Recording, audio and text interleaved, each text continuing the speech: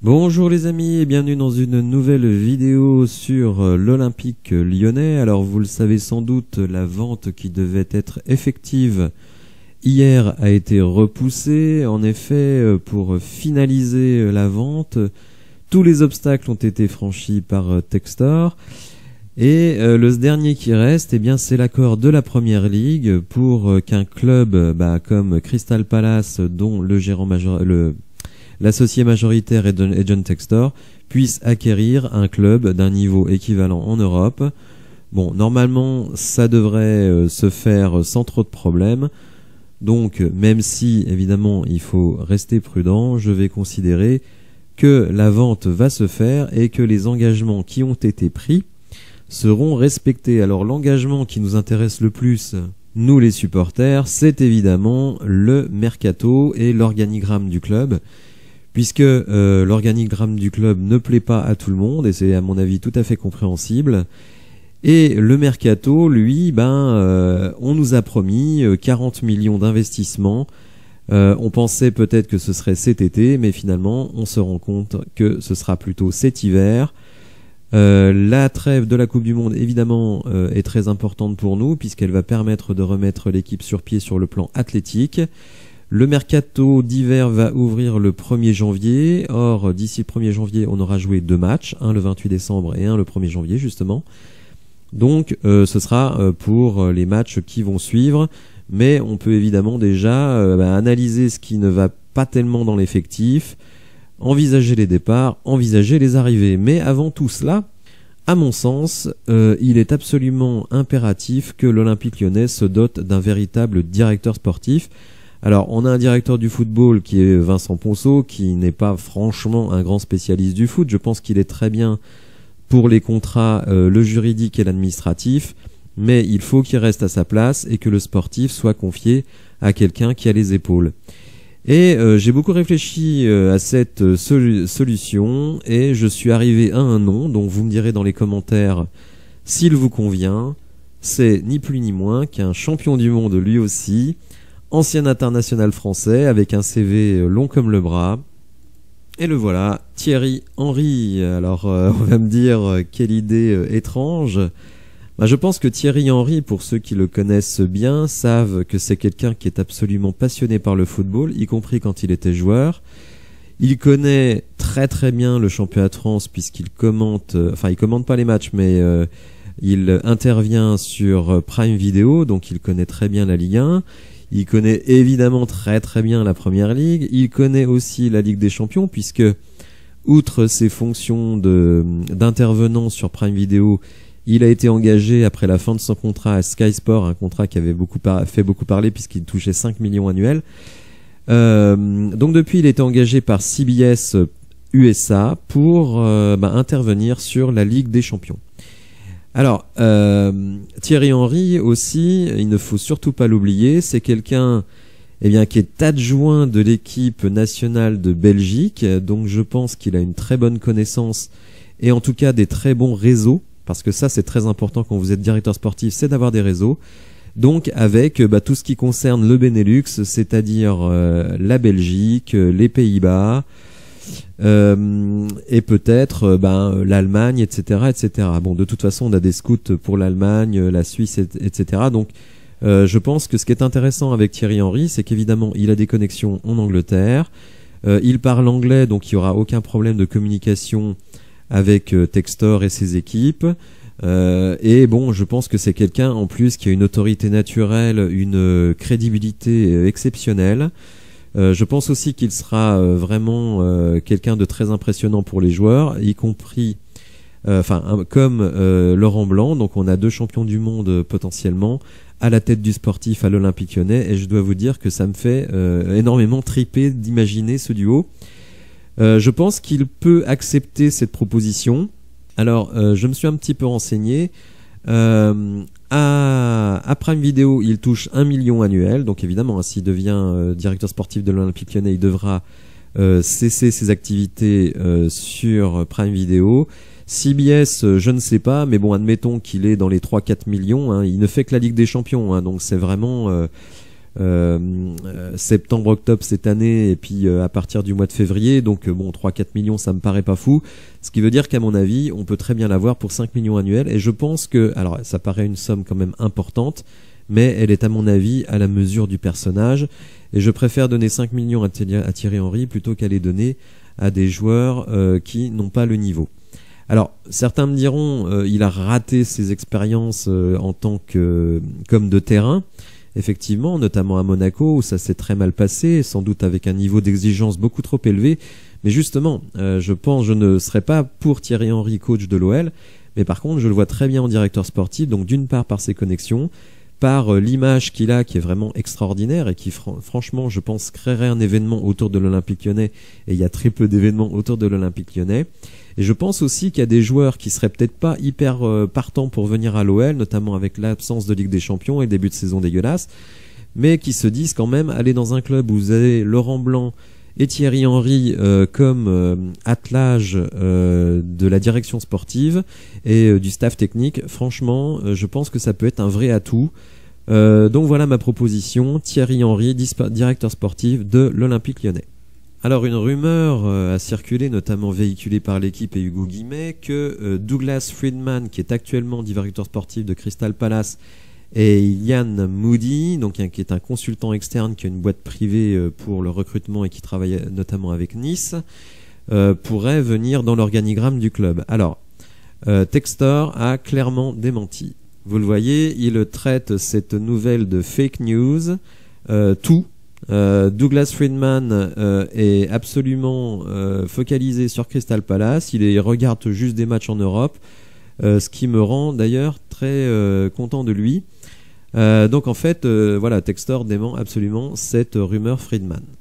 Concernant Ian Moody, je pense que ça ne va pas se faire non plus parce que le monsieur a un passé extrêmement sulfureux puisqu'il a été viré de son club pour des échanges de SMS, on va dire, assez dégueulasses. Bon, je vais pas les montrer, mais si vous intéresse, mettez Ian Moody controversy ou sacked et vous verrez un petit peu de quoi il en retourne. Donc si il était nommé à l'Olympique Lyonnais, tout cela referait surface et ce serait une très très mauvaise publicité pour le club.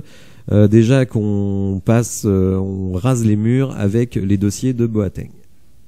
Alors je parlais du marché belge, vous n'êtes pas sans savoir que John Textor possède Molenbeek, donc je pense qu'il peut avoir aussi via les dirigeants de Molenbeek, alors pas forcément sur des joueurs de Molenbeek, mais des infos sur les joueurs de la Jupiter League. Il a le club de Botafogo, donc il peut aussi avoir des relais en Amérique du Sud, donc je pense que pour le mercato, il y a vraiment moyen, avec des coûts tout à fait maîtrisés, de ramener 3 ou 4 joueurs, hein, ça dépend aussi des départs, pour améliorer l'effectif.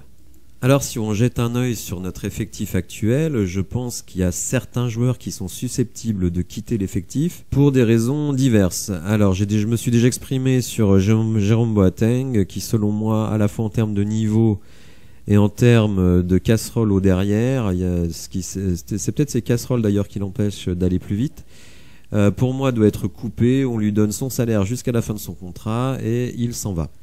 Donc évidemment, le but c'est de trouver 2 joueurs défensifs, donc un défenseur central et un latéral, alors notamment latéral droit, pour pallier à Malo Gusto qui doit quand même se retrouver quand même avec un petit peu de concurrence. Koumbedi est un bon potentiel, mais pour le moment il est encore beaucoup trop jeune pour nous rendre service de manière régulière. Alors la deuxième catégorie de joueurs qui selon moi sont susceptibles de partir, c'est ceux qui sont tout simplement en fin de contrat à la fin de cette saison. Donc il y a évidemment Oussem Aouar et Moussa Dembélé, qui sont ceux qui ont évidemment la plus grosse valeur marchande. Donc Oussem Aouar, on va pas en tirer grand chose, 5 millions max, est-ce que ça vaut le coup? Après il faut voir comment il ressort de la phase de préparation qui va venir. Donc moi j'attendrai la mi-janvier. S'il retrouve la forme et qu'on peut le prolonger, s'il est investi dans le projet, pourquoi pas le prolonger. Moi je suis pas spécialement un anti-Aouar, moi je prends les joueurs tels qu'ils sont.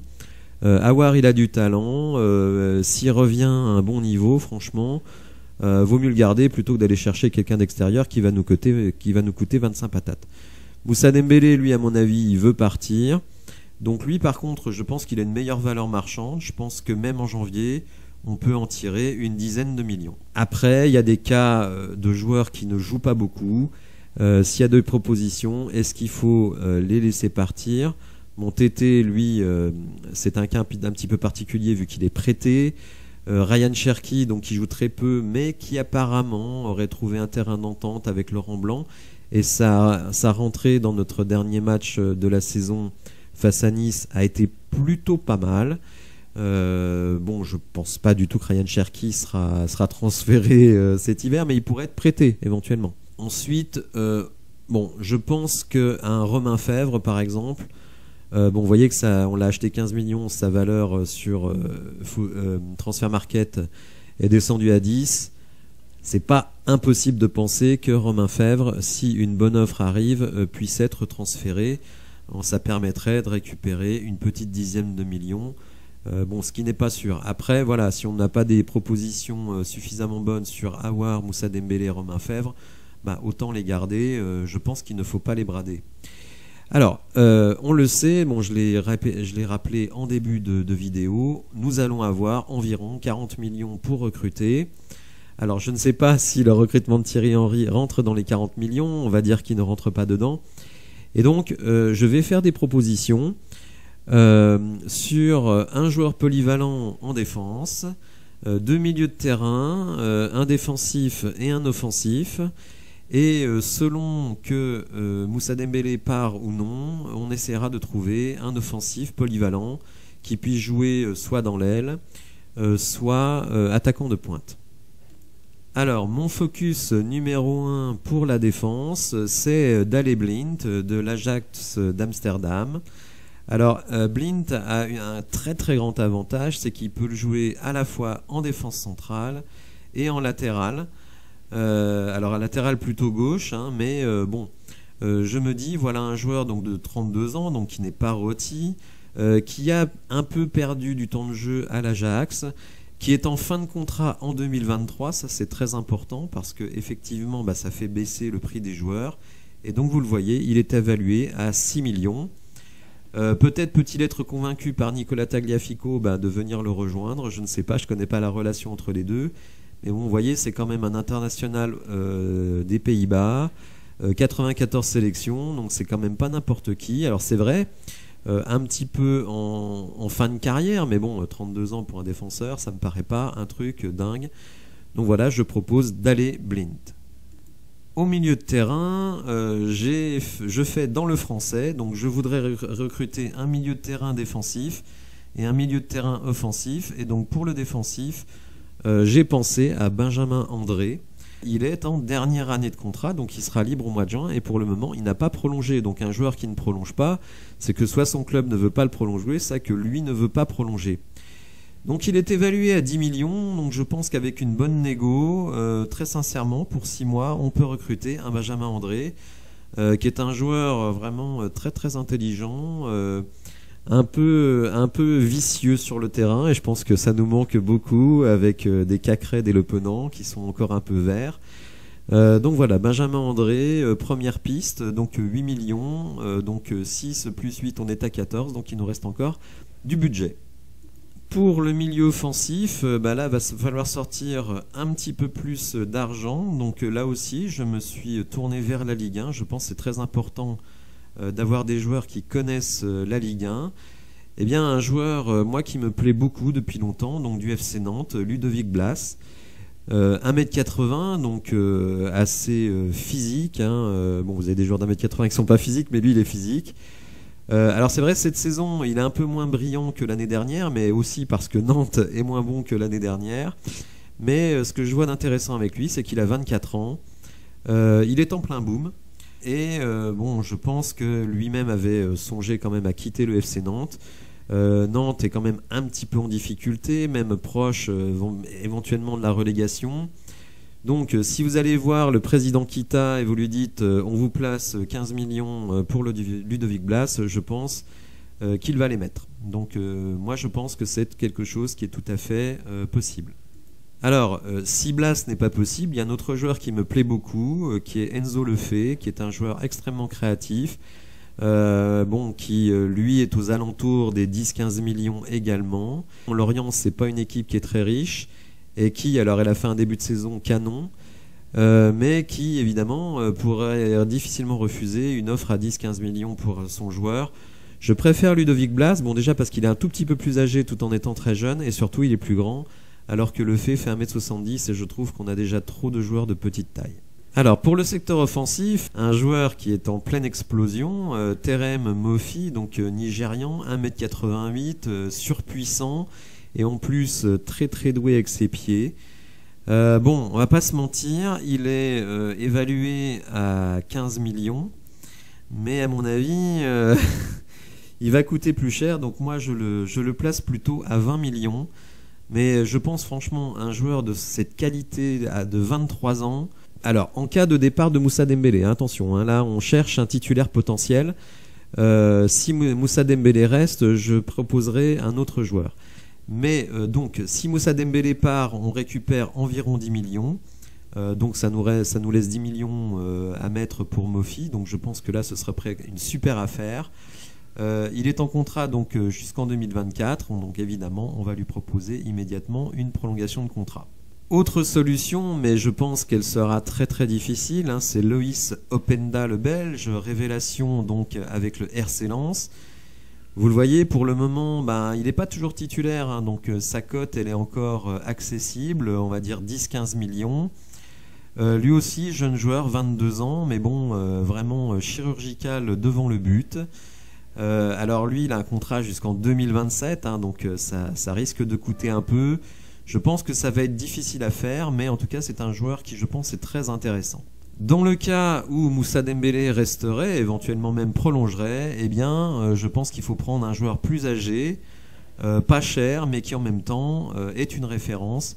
Et j'ai pensé à Marko Arnautovic, qui joue actuellement à Bologne, donc une équipe pas hyper réputée actuellement, on va dire dans le ventre mou de la Serie A.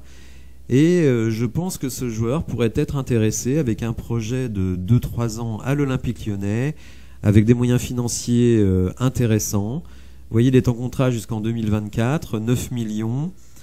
Bon, si Moussa Dembélé reste, on reste dans le budget global des 40 millions. Voilà, si Moussa Dembélé part, je suis plutôt sur Mofi ou Openda.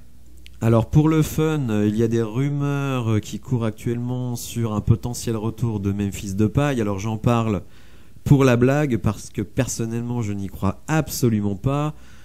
Certes, il ne joue pas au Barça, il est en contrat jusque fin 2023, donc il y a moyen à mon avis dans un transfert de le récupérer pour très très peu d'argent, mais justement, comme vous pouvez le récupérer pour très très peu d'argent, c'est comme un international des Pays-Bas. En plus, il peut peut-être faire une grosse Coupe du Monde. Donc on peut imaginer qu'il y a 25 clubs avant l'Olympique Lyonnais qui jouent la Coupe d'Europe, que ce soit la Ligue des Champions ou la Ligue Europa, qui vont se positionner sur Memphis Depay. Donc voilà, j'en parle comme ça parce qu'il y a eu des rumeurs, mais personnellement, je n'y crois pas du tout. Alors en passant, je vais me permettre de mettre encore un tacle à notre ami Peter Bosz, puisque sa recrue phare, il nous a cassé les burnes avec son Sardar Azmoun. Alors moi, je n'étais pas du tout convaincu parce que j'avais revu les matchs qu'on avait fait contre le Shakhtar Donetsk et j'avais pas été hyper enthousiasmé par Sardar Azmoun. En tout cas, selon moi, il ne méritait pas la hype de folie de Peter Bosz, et donc il a signé l'hiver dernier au Bayer Leverkusen, et donc la super recrue de Peter Bosz, c'est blessé. Là, sur le banc, d'accord. Alors là, il joue 30 minutes contre le Bayern Munich. Bon, vous me direz, Leverkusen se prend 4-0. Et les seuls buts qu'il a mis depuis un an, c'est un avec l'Iran contre le Sénégal. Et je crois... alors attendez, je remonte loin. Ah non, il en a mis un contre Greuther Fürth. Équipe extrêmement réputée, donc un but, une passe décisive, il était en feu, et il en a mis un avec l'Iran contre le Liban. Et sinon, vous le voyez, pas de but, pas de passe et des blessures tout le temps. Sinon, il faut remonter en décembre 2021 avec le Zénith pour qu'ils mettent un but. Donc, la super recrue de l'hiver dernier, absolument voulue par Peter Bosz. Vous voyez, depuis son arrivée au Bayer Leverkusen, c'est des blessures. Ou alors, ni but, ni passe décisive, un temps de jeu qui ne cesse de baisser et des buts uniquement avec son équipe iranienne. Donc Peter Bosz, ses recrues entre le gardien Onana qui essaye de nous entourlouper avec ses agents, Boateng entre ses affaires judiciaires et son absence de forme physique, et Sardar Azmoun, je me dis heureusement qu'on n'a pas confié le recrutement à Peter Bosz. Quand j'entendais des supporters de l'OL qui disaient ah mais il faut qu'il ait les joueurs qu'il veut, oui les joueurs qu'il veut entre les handicapés et puis ceux qui servent à rien. On aurait dépensé beaucoup d'argent pour rien du tout. Voilà, bon, c'est juste histoire d'envoyer un petit tacle, les deux pieds décollés, à notre ami Peter Bosz. Alors voilà mon projet pour l'Olympique Lyonnais pour cet hiver. Donc Thierry Henry en directeur sportif, avoir Moussa Dembélé, éventuellement Romain Fèvre sur le départ s'il y a des offres acceptables. Et puis sur les arrivées, donc un défenseur central qui peut jouer latéral, Daley Blind. Éventuellement un latéral droit, mais bon là on va pas dépenser des sommes folles. Benjamin André en milieu récupérateur, donc pour faire la paire soit avec Thiago Mendes, soit avec Le Penant, soit avec Cacré, soit avec Tolisso. Ludovic Blas en milieu offensif, donc là plutôt pour donner de la concurrence à Aouar. N'oublions pas qu'il y a toujours Jeffrey Nedaleïd dans l'équation.